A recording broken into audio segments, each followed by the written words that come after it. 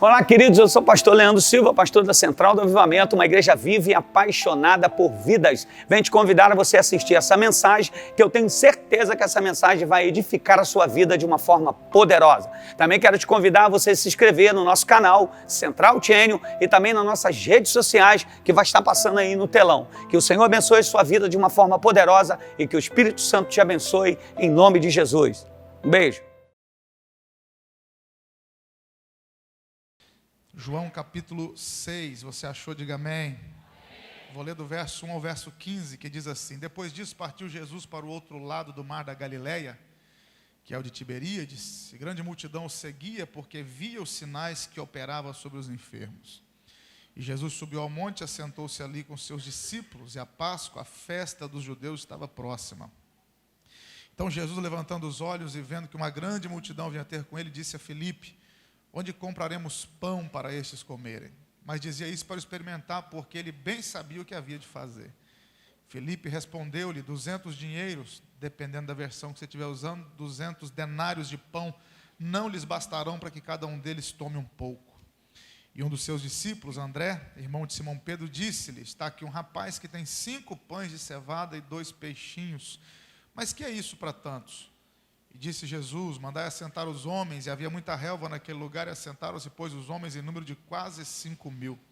E Jesus tomou os pães, e havendo dado graças, repartiu-os pelos discípulos, e os discípulos pelos que estavam assentados. Igualmente também os peixes, quanto eles queriam. Quando estavam saciados, disse aos discípulos: Recolhei os pedaços que sobejaram, para que nada se perca. Recolheram-no, pois, e encheram 12 cestos de pedaços dos 5 pães de cevada que sobejaram, aos que haviam comido. Vendo, pois, aqueles homens o milagre que Jesus tinha feito, diziam: Este é verdadeiramente o profeta que devia vir ao mundo. Sabendo, pois, Jesus que haviam de vir arrebatá-lo para o fazerem rei, tornou a retirar-se ele só para o monte. Se você puder, diga amém. Amém. Se você quiser também manter sua Bíblia aberta, ou o seu aparelho aí, onde tiver um exemplar da Bíblia, vai ser importante, porque eu vou recorrer bastante ao texto, ok? Irmãos, esse texto aqui, esse milagre da multiplicação de pães, todos vocês sabem, não é nenhuma novidade, não é a primeira multiplicação de pães da Bíblia. É a primeira multiplicação de pães que Jesus faz. Ele fez 2. A primeira multiplicação de pães da Bíblia foi o profeta Eliseu quem fez. Lá em 2 Reis 4, Eliseu multiplica 20 pães para 100 homens comerem. Então, uma quantidade maior de pães, uma quantidade menor de homens, mas é uma multiplicação. Então, Eliseu multiplica 20 pães para 100 homens, aí vem Jesus aqui no Novo Testamento e faz 2 multiplicações. Na primeira são 5 pães, na segunda são 7. Isso aqui também é interessante, porque se você juntar a quantidade de pães da primeira e segunda multiplicação, são 12 pães. Isso lembra o quê? No Antigo Testamento, lá no tabernáculo, haviam 12 pães em cima da mesa da proposição. Aqueles 12 pães, só o sacerdote podia tocar. Aí vem Jesus no Novo Testamento e não só toca em 12 pães, ele multiplica 12 pães para a multidão inteira comer. Isso fala do sacerdócio de Cristo, aponta para o sacerdócio de Cristo. E esse milagre, ele teve um peso tão grande para aquela época, que ele é o único que os 4 evangelistas registram. Na verdade, você pega aqui o capítulo 6 de João, que fala da multiplicação de pães e de Jesus acalmando uma tempestade, andando por sobre as águas, na verdade. Esse trecho aqui de João 6 é o único que é repetido em todos os 4 evangelhos. Isso aqui também que eu vou falar não é nenhuma novidade. Os 3 primeiros evangelhos, Mateus, Marcos e Lucas, são conhecidos como evangelhos sinóticos. O que é sinótico? Literalmente significa, sinótico é a mesma ótica. Sinótico no grego é a mesma ótica. Então você vai pegar Mateus, Marcos e Lucas, você vai encontrar 80% de semelhança nesses 3 evangelhos. Os 3 falam 80% da mesma coisa. Só 20% diferem um do outro. João não, João vem numa contramão. João conta coisas que nenhum outro contou. A transformação da água em vinho, só João falou. Ressurreição de Lázaro, só João falou. Paralítico do tanque de Betesda, só João falou. Então, os milagres que João relata, a maioria deles, só João fala. Mas esse aqui, João decidiu registrar. De tão importante que foi esse milagre para a época, João, no final do 1º século, decide registrar a multiplicação de pães, de tão importante que ela foi. Agora, outra informação também que eu acho que é relevante, vale a pena lembrar, é que Mateus e João são testemunhas oculares. Marcos, moço de Pedro, Lucas, moço do apóstolo Paulo. Marcos e Lucas escreveram o que ouviram, Mateus e João escreveram aquilo que viram, foram testemunhas oculares. E todos os evangelistas colocam esse milagre da multiplicação de pães logo após a morte de João Batista. Se você quiser um texto com mais informação sobre isso, Mateus capítulo 14, você vai encontrar. A partir do verso, Mateus capítulo 14, a partir do verso 13, fala sobre a multiplicação de pães. Mateus capítulo 14, a partir do verso 1, fala da morte de João Batista. A notícia da morte de João Batista chegou para Jesus antes dele multiplicar peixe e pão. Isso aqui é muito interessante, por quê? Porque todo mundo aqui sabe também que entre João e Jesus, entre João Batista e Jesus, haviam dois vínculos muito fortes. O primeiro vínculo que havia entre João e Jesus era um vínculo espiritual. Isaías capítulo 40, verso 3, Malaquias capítulo 3, verso 1. O texto de Isaías foi escrito 740 anos antes de João. O texto de Malaquias é escrito 400 anos antes de João. E os dois profetizaram que antes do Cristo aparecer, Deus levantaria uma voz que clamaria no deserto. Então, a ressurreição, no dia do arrebatamento, meu irmão vai ressuscitar. Então, repare que ela é extremista, ela sai do passado e vai para o futuro. A solução estava no passado, o Senhor não chegou, agora só no arrebatamento, só no futuro.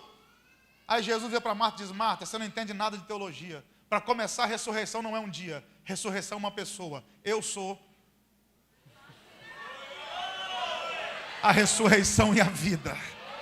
Pode chegar o dia que quiser no calendário, se eu não estiver presente, não tem ressurreição, não tem nada. Então ressurreição não é um dia, uma pessoa.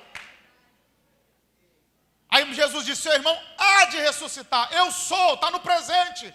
Marta coloca a solução no passado, depois ela joga para o futuro, e Jesus está dizendo: é hoje que eu vou fazer o milagre. Eu não sou louco aqui de dizer que é para todo mundo, mas tinha gente aqui que estava cambiando entre o passado e o futuro, e Deus te trouxe aqui para dizer: é hoje que chega uma resposta para a sua vida, é hoje que vai sair uma solução para esse problema, é hoje que Deus vai te dar uma estratégia. Então Filipe começa colocando a solução do problema no futuro, quem sabe daqui 8 meses. 8 meses de trabalho a gente resolve. Aí, irmãos, verso número 8, André chega para salvar o culto.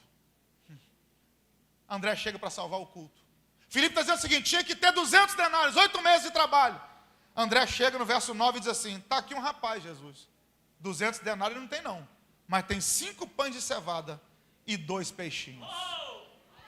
E até aqui a resposta estava perfeita, mas aí André tinha que dar a opinião dele. Senhor, tem aqui um rapaz com 5 pães e 2 peixinhos. Resposta top, ponto e vírgula. Mas o que é isso para tantos? Filipe está colocando a solução do problema naquilo que não tem. E André não acredita na solução do problema por menosprezar o que tem. Nós somos assim. Tem dia que a gente coloca a solução do problema naquilo que não tem. E tem dia que a gente desdenha daquilo que já tem. O ser humano é assim. É especialista em lembrar do que é para esquecer e esquecer do que é para lembrar. A gente lembra do que era para esquecer e esquece do que é para lembrar. Agora, por que André acha difícil acontecer um milagre com o que tem na mão? Aguça o ouvido. Eu até quase que eu consigo entender, André. Por quê? Olha o que ele diz. Eram 5 pães de cevada. Isso aqui é uma informação muito importante e só João dá essa informação. João disse qual era o produto que se fez aqueles pães. João disse que eram pães de cevada. Me ajude, por favor, eram pães de... cevada. Não eram pães de trigo, eram pães feitos com cevada. Isso aqui aponta para a qualidade do produto e para o nível de renda daquele garoto. Era um garoto simples, humilde. Por quê? Porque cevada era alimento de segunda. O trigo custava 2 vezes mais que a cevada, que é uma prova segundo o Reis 7. Eliseu diz assim: amanhã, essas horas, haverá na porta de Samaria 1 medida de farinha por 1 ciclo e 2 medidas de cevada por 1 ciclo. Ou seja, a cevada vale metade do preço da farinha. A farinha vale 2 vezes mais que a cevada, a farinha de trigo. Se você ler depois com calma, 1 Reis capítulo 4, verso 28, você vai descobrir que Salomão dava cevada para os seus cavalos comerem. Então cevada, alimento para os animais. Tinha gente que se visse pão feito com cevada nem comia. E por que tem dia que a gente acha que o milagre não pode acontecer com o que a gente tem na mão? Porque a gente olha para o que tem na mão e vê que é muito simples e muito pouco. A demanda é grande, uma multidão, 5.000 pessoas, o que é que eu tenho? 5 pães, e além de ser 5, é de cevada, são de cevada. É produto de segunda classe. E quem sabe tem gente aqui olhando para o que tem em mão, dizendo assim: será que dá para Deus fazer alguma coisa a partir do que eu tenho na mão? Mas deixa eu te lembrar uma coisa: Deus é especialista em esconder grandes coisas dentro de menores. grandes soluções em coisas pequenas. Quem crê que essa noite de quinta-feira é profética, estenda a mão como quem vai receber alguma coisa. Eu declaro que desses 5 pães simples de cevada, tem resposta para uma multidão escondida aí dentro. Tem resposta para uma multidão escondida aí dentro. Deixa eu ver quem está comigo nessa palavra. Deus quer usar as coisas simples que você tem. Por mais simples que seja, pode ser de cevada, mas se tiver na mão certa, o milagre acontece. Deus quer usar o que você tem em mãos. Não desdenhe, não menospreze o que você tem em mãos. Não deprecie o que Deus te confiou. Tem gente com mais, tem gente mais capacitada, tem gente melhor. Mas é nesses 5 pães de cevada, eu sinto a presença de Deus nessa palavra. Que tem uma grande resposta de Deus para a vida de muita gente nesses pães de cevada que estão na sua mão. Mas aí João prossegue e diz assim que os pães eram de cevada. E eram 2 peixinhos, 5 pães e 2 peixinhos. Me ajuda, por favor. Eram 2 o quê? Peixinhos. Isso aí, tem até que fazer biquinho para falar peixinho. Quem está escrevendo isso aqui é João. E João entende de peixe. Igual o pastor Leandro também. Se você ler Lucas capítulo 5, João tinha uma sociedade de pesca. Ele e o irmão dele, Tiago, tinha uma sociedade com André e Pedro, que também irmãos, formavam uma companhia de pesca. Pescavam de rede, de arrasto, pegavam toneladas de peixe. Vai lá em João capítulo 21, Jesus ressurreto aparece no mesmo mar de Tiberíades, manda eles lançarem a rede, e João escreve que quando puxaram a rede, vieram 153 grandes peixes. Então João sabia diferenciar peixe grande de peixe pequeno. Por que André acha difícil acontecer o milagre? Porque os pães são de cevada e os peixes são pequenos. Me ajuda, os pães são de cevada e os peixes são? Pequeno. Vamos aplicar para o nosso português, vamos aplicar para o nosso cotidiano aqui? Peixe pequeno é um termo pejorativo no nosso português. Você está num ambiente com muita gente importante, igual eu estou aqui hoje. Você fala aqui, só tem peixe grande, eu sou peixe? Então peixe pequeno é pejorativo.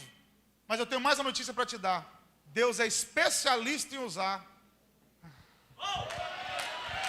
peixe pequeno para grandes milagres.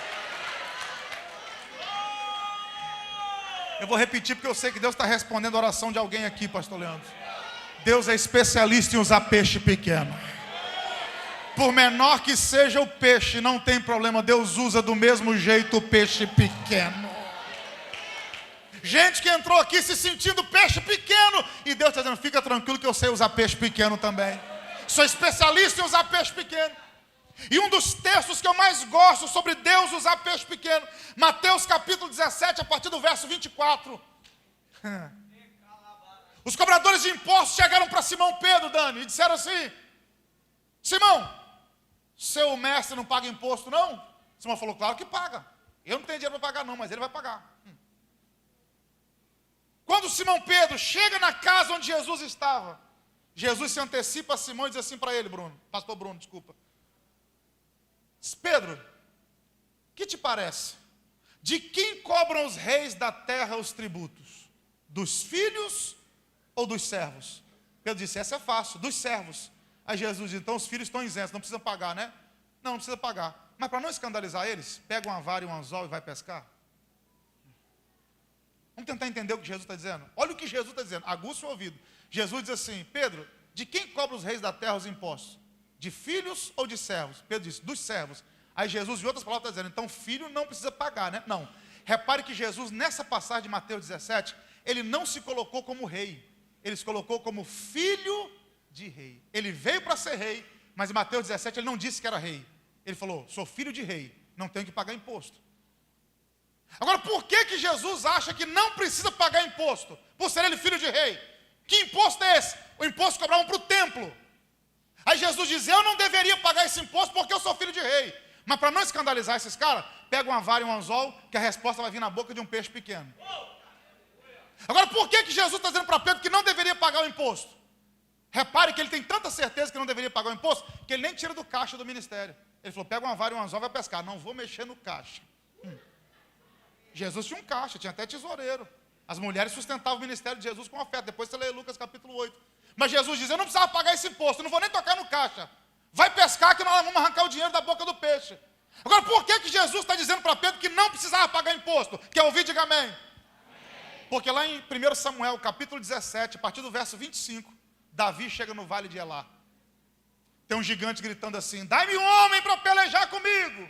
Aí Davi perguntou: o que vão dar para quem matar esse gigante?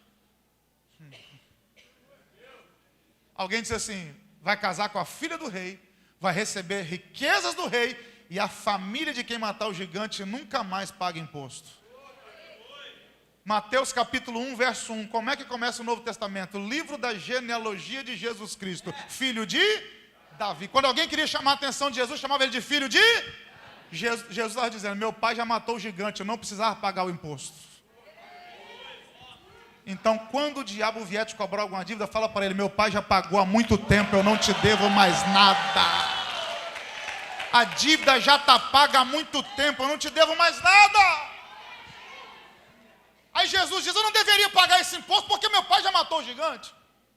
Mas para não escandalizar eles, Pedro, pega uma vara e um anzol e vai pescar. Parece simples a gente ler isso aqui, mas também não é. Lucas capítulo 5, Pedro é pescador de rede, de traineira, de barco. Jesus diz: Pedro, hoje vai ser na vara e no anzol. Isso aqui é uma pancada na mente de Pedro, porque o cara é pescador profissional. E Jesus diz: pega vara e anzol, caniço, vai pescar de caniço. Pensa bem comigo, isso aqui eu estou aplicando, não está escrito não. Pedro dizendo: Senhor, mas eu sou pescador de rede, pescar de vara e anzol. Que é um milagre, Pedro. Esquece o que você sabe, faz o que eu mando. Pedro, a vida é assim mesmo. Tem dia que a bênção vem no atacado, rede. Mas tem dia que é no varejo, anzol. É um por um, mas o importante é que a provisão vai chegar na tua mão.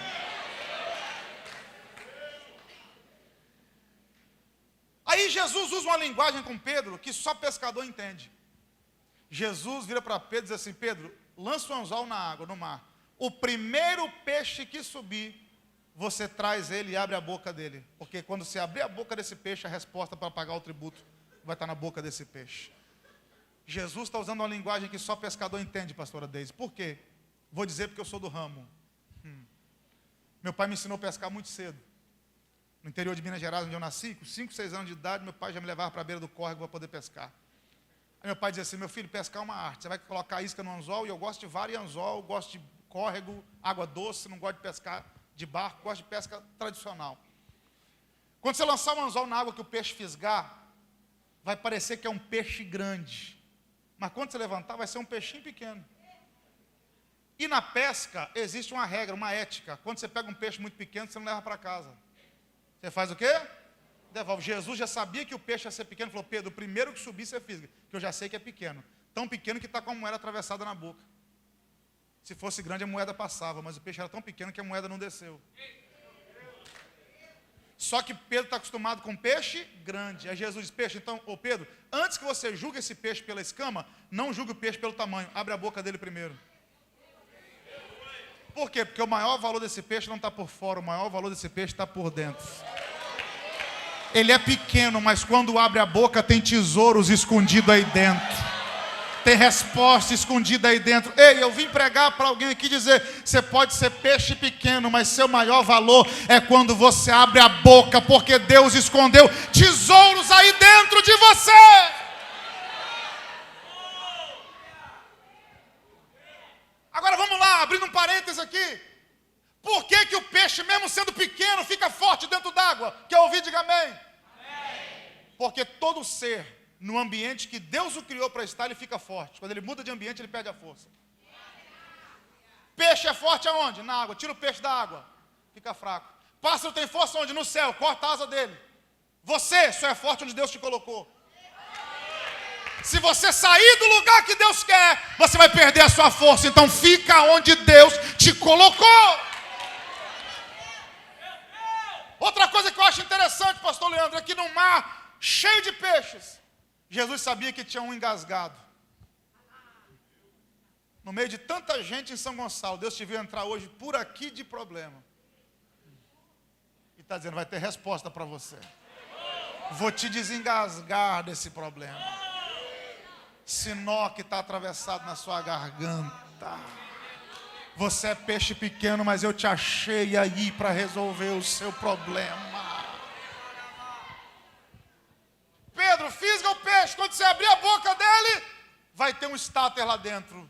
Pedro pega o peixe, quando abre a boca tem um estáter, paga o imposto de Jesus e o imposto de Pedro. E a resposta veio na boca de um peixe pequeno. Eu estive lá em Israel, o pastor Leandro já esteve algumas vezes, e você vai muito em breve. 4 receberam, deixa para lá. Você vai lá muito em breve. Tem um restaurante hoje nas margens do Mar da Galileia. E você come lá o peixe de São Pedro, que é o mesmo que a tilápia para nós aqui hoje. Você paga lá 8, 10 dólares, não sei. Você come o peixe lá pescado no Mar da Galileia. Peixe de São Pedro. É o mesmo que tilápia para nós aqui. Quando eu estive lá, o guia da caravana, um camarada muito simpático, um judeu ortodoxo, Daniel, o nome dele, eu fiz amizade com ele. Conversando com ele, eu falei, Daniel, me ajuda a entender isso aqui. Como é que se comia esse peixe naquele tempo? Que eu lembrei da multiplicação de pães que aconteceu ali perto também. Como é que se comia esse peixe nesse tempo? Pão e peixe, como é que comia isso? Por que o garoto estava com pão e peixe lá? Detalhe, primeiro McFish da história foi Jesus que inventou pão e peixe. O McDonald's roubou a ideia, mas foi Jesus que criou o pão e o peixe, o McFish. Falei, Daniel, como é que comia esse peixe? Aí Daniel me explicou, pastor, cortava-se a cabeça do peixe, tirava as entranhas, temperava no sal e deixava mergulhado no azeite, na conserva.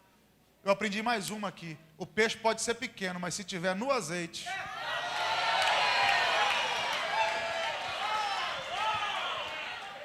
Não tem problema ser peixe pequeno, o segredo é estar mergulhado no azeite.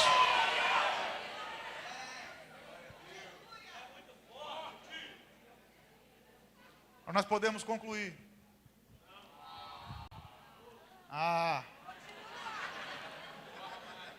Vá. 26 horas para chegar no Brasil. Senhor, tem aqui um rapaz com 5 pães e 2 peixinhos.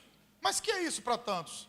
Verso 10, disse Jesus, mandai assentar os homens. E havia muita relva naquele lugar, assentaram-se, pois, os homens em número de quase 5.000. Tem um detalhe importante que quando eu falo para liderança, eu gosto de usar esse texto. Jesus manda dividir a multidão de 5.000 em grupos de 50 e de 100. Marcos e Lucas dão essa informação. Grupos de 50 e de 100. Repare que Jesus está dizendo o seguinte: o milagre é comigo, a organização é com vocês. Como é que eu aplico isso para a minha vida aqui hoje? É que tem vezes que eu quero milagre em áreas desorganizadas da minha vida. Como assim? Vou afundar o prego, vamos lá porque eu estou na minha igreja. Como é que eu quero um milagre na vida financeira se eu não dizimo e não oferto? Coloque em ordem. Como é que eu quero que Deus restaure meu filho se eu não falo com ele? Coloque em ordem. Eu faço a minha parte, eu coloco em ordem. E Deus faz a dele, multiplica e faz o milagre. Então coloca as coisas no lugar. Jesus diz, manda a multidão se assentar. Aí o verso número 11 diz assim, e Jesus tomou os pães e havendo dado graças, repartiu-os pelos discípulos e os discípulos que estavam assentados. Igualmente também com os peixes. Aguça o ouvido. É aqui que está o segredo. Por quê? Porque 5 pães de cevada e 2 peixinhos, na minha mão não dá para nada. Mas quando eu passo para a mão dele... Não, vou repetir, na minha mão não dá para nada, mas quando eu confio nas mãos dele, o pouco que eu tenho se transforma em muito.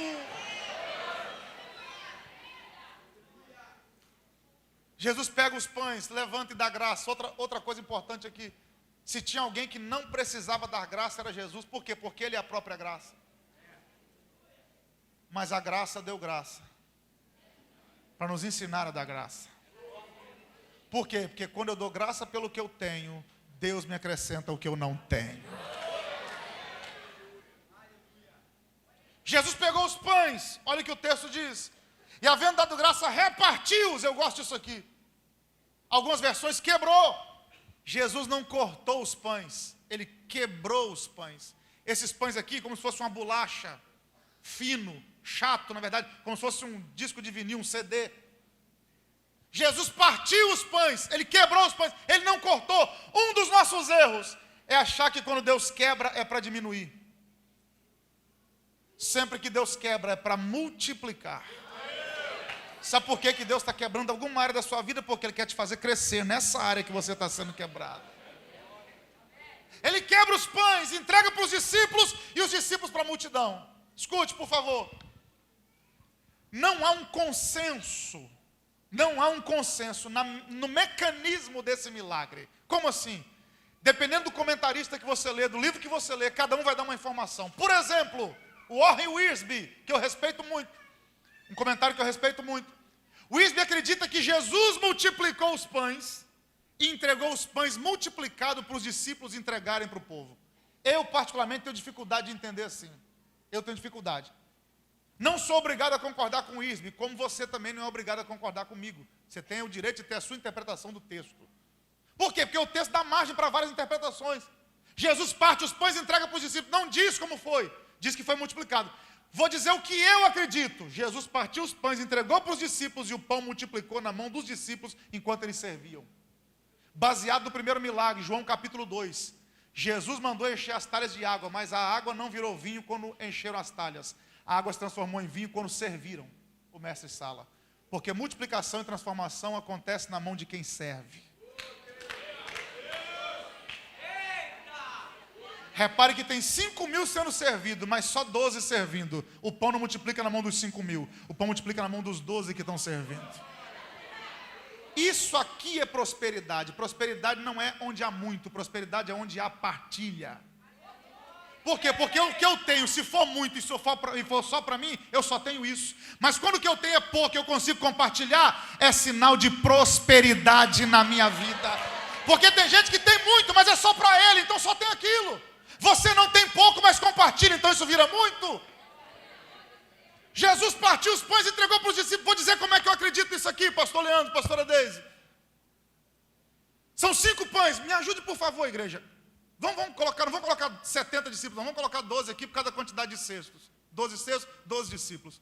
Eram 5 pães para dividir para quantos? 12. Divide 5 por 12, por favor. Não dá, é um número quebrado. Então foi menos de meio pão na mão de cada um. Imagina, menos de meio pão na mão de Tomé. E Jesus dizendo, agora reparte com o povo. Isso aqui? Compartilhar com essa turma toda aí? Vai dar para nada, mas vamos lá, né?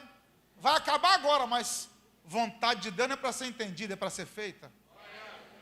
Vai acabar agora, vamos lá. Agora acaba, ó. Não, sobrou.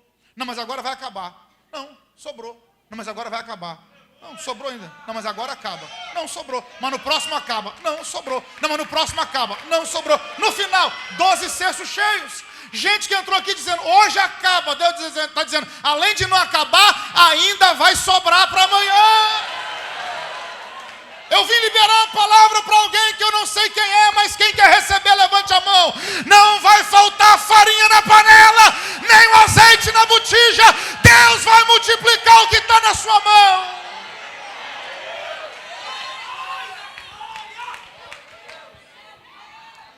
Você está comigo nessa palavra? Já vou orar, libera ela para uns 4 ou 5. Deus quer multiplicar o que está na sua mão. Diga aí, diga aí. Mas o segredo é compartilhar.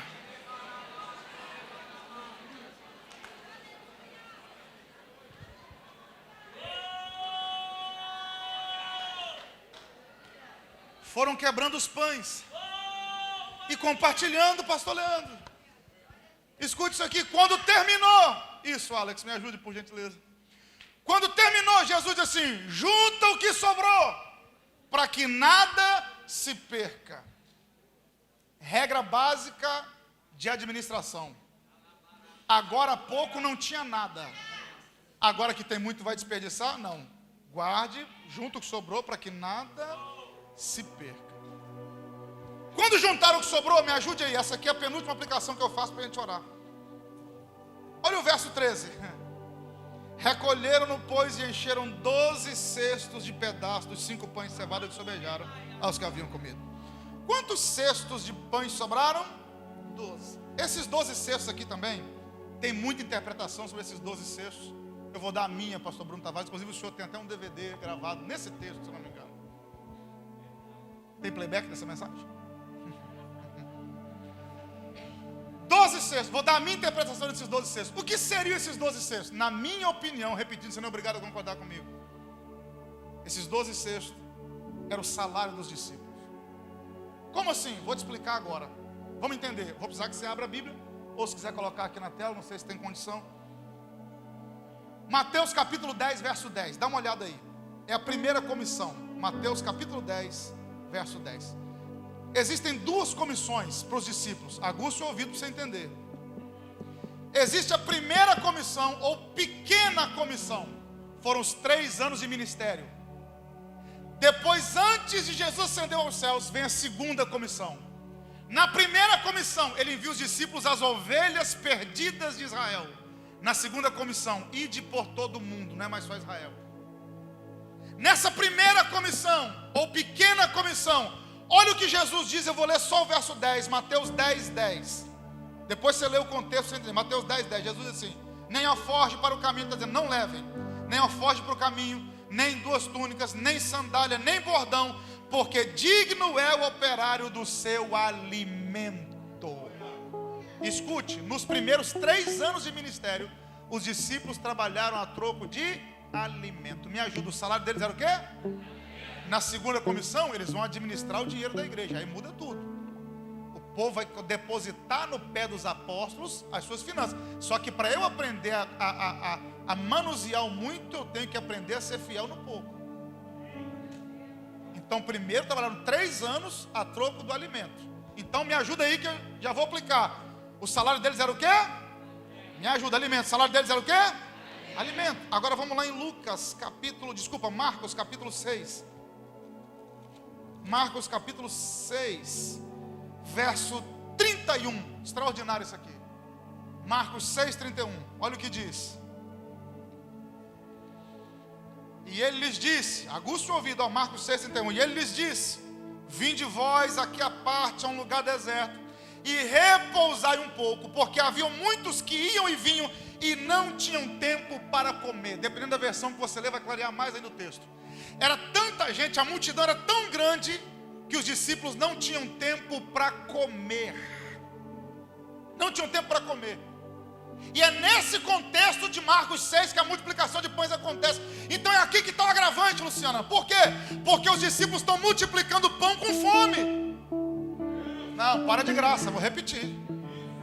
O salário deles era o quê? Alimento. Só que na multiplicação de pães, Marcos 6, 30, 31, diz que eles estavam, era tanta gente que via que eles não tinham tempo para comer. Então eles estavam multiplicando pão com fome. E é aqui que está o segredo. É quando você está precisando e Deus te usa na área que você está precisando. É você orar por cura e você está enfermo, e Deus te usar para curar pessoas. Mas é você que está precisando do milagre. É você estar precisando do pão e Deus te usar para multiplicar pão para os outros. E aqui que tão interessante, pastor, por quê? Porque se eles quebrassem o processo e comessem um pedaço daquele pão, não ia ter o cesto cheio no final. Então tem dia que você vai estar com o pão na mão, vai dar vontade de quebrar o processo, mas dizer, não é hora de cesto cheio, é hora de multiplicar o cesto cheio depois que a multiplicação termina. Porque quando terminou, sobraram 12 cestos. Olha o salário de vocês aí, ser fiel no pouco, porque tem um cesto cheio te aguardando no final dessa história. Quem está comigo nessa palavra, me ajude a adorar aí o nome de Jesus de Nazaré. Vim pregar para alguém aqui essa noite, dizer, não desista. Vou repetir, não desista. Continue fazendo o que Deus te mandou, mesmo quando é você quem está precisando do pão que está na sua mão. Oh, eu sinto graça de Deus nessa palavra. Eu sinto a presença de Deus nessa palavra. Me ajude a adorar Ele aí, eu já vou orar. É a gente está precisando e está quebrando pão para compartilhar com outros.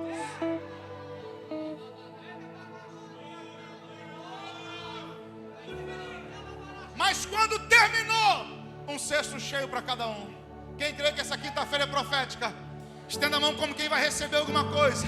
Deus te viu multiplicar pão com fome, e Ele está dizendo, tem um cesto cheio te aguardando no final dessa história. Pega essa palavra para você.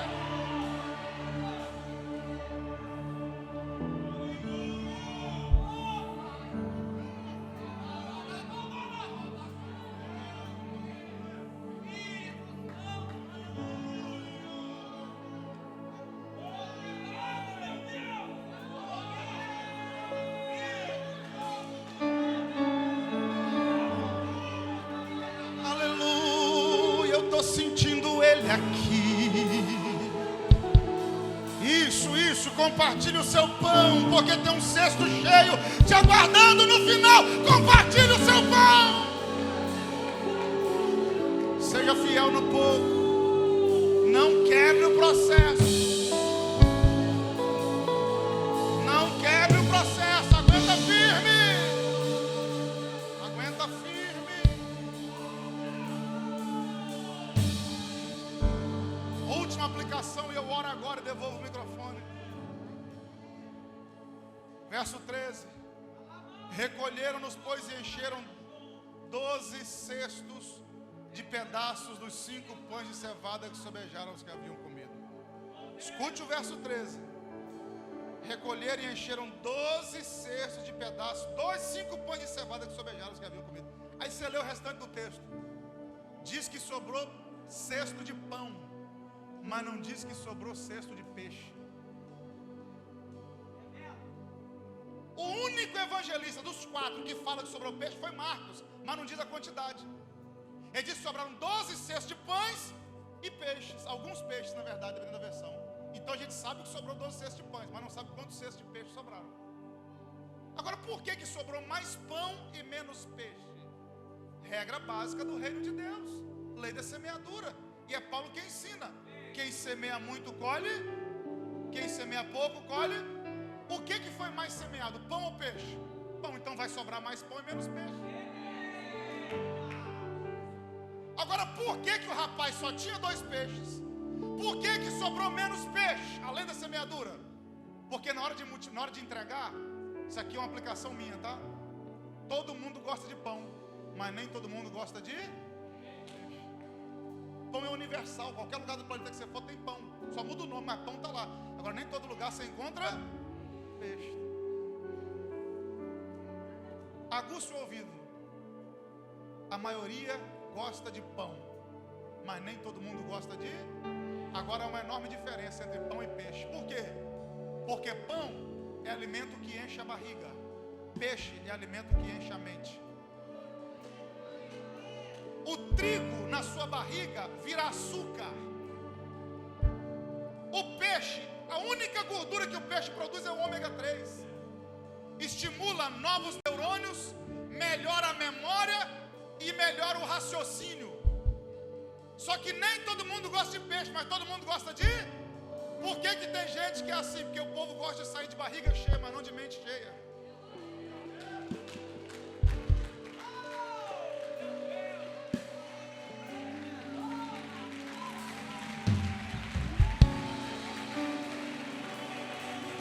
Eu não quero só alimento que enche a minha barriga. Eu quero alimento que enche a minha mente. Eu não quero ser um crente de barriga cheia. Quero ser um crente de mente cheia. Mente cheia, mente cheia. Só quem tem a mente cheia do Espírito, levante a mão e adore o nome de Jesus. Você vai sair daqui com pão, mas também vai sair com peixe. Vai sair com pão, mas também vai sair com peixe. Vai sair com pão, mas também vai sair com peixe. Me ajude a adorar aí ao nome de Jesus. Tem pão e peixe para você. Tem pão e peixe para você. Tem pão e peixe para você. Me ajuda, me ajuda, me ajuda. Libera essa palavra para uns 4 ou 5 agora. Diga, ó, tem pão, mas também tem peixe.